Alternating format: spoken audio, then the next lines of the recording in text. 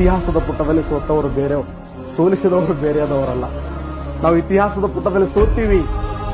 ಇತಿಹಾಸದ ಪುಟದಲ್ಲಿ ಸೋತಿದ್ ಯಾರಿಂದ ಅಂದ್ರೆ ಅದು ನಮ್ಮವರಿಂದಲೇ ಸೋಲು. ನಮ್ಮವರೇ ನಮ್ಮನ್ನು ಸೋಲಿಸಿದ್ರು. ಸಿರಾಜುದ್ದೌಲನ್ನು ಸೋಲಿಸಿದವರು ಬ್ರಿಟಿಷರಲ್ಲ. ಸಿರಾಜುದ್ದೌಲ್ ಯಾರನ್ನ ದೇವರಂತ ನಂಬಿದ್ನೋ, ಯಾರನ್ನ ಅತ್ಯಂತ ಪ್ರೀತಿಯಿಂದ ಅವರನ್ನ ಕಾಳಜಿ ನೋಡ್ತಿದ್ನೋ, ಯಾರನ್ನ ತನ್ನ ಅಂಗರಕ್ಷಕ, ತನ್ನ ತಂದೆ ಸ್ಥಾನದಲ್ಲಿಟ್ಟಿದ್ನೋ, ಅದೇ ವ್ಯಕ್ತಿ ಬೆನ್ನಿಗೆ ಚೂರಿ ಹಾಕುವಂತ ಪ್ರಯತ್ನವನ್ನ ಮಾಡಿದ. ಅದಕ್ಕೆ ನಾವು ಇತಿಹಾಸ ಓದುವಾಗ ನೆನಪಿಡೋದಕ್ಕೆ CET ಪಾಸ್ ಆಗೋದಲ್ಲ, ಜೀವನ ಪಾಸ್ ಆಗಬೇಕು. ಇತಿಹಾಸವನ್ನು ಮರೆತವರು ಇತಿಹಾಸವನ್ನು ಸೃಷ್ಟಿ ಮಾಡಬಲ್ಲರೆ. ಆ ಸ್ಟೇಟ್ಮೆಂಟ್ ಎಷ್ಟು ಅದ್ಭುತ ಇದೆ ಡಾಕ್ಟರ್ ಬಾಬಾ ಸಾಹೇಬ್ ಅಂಬೇಡ್ಕರ್.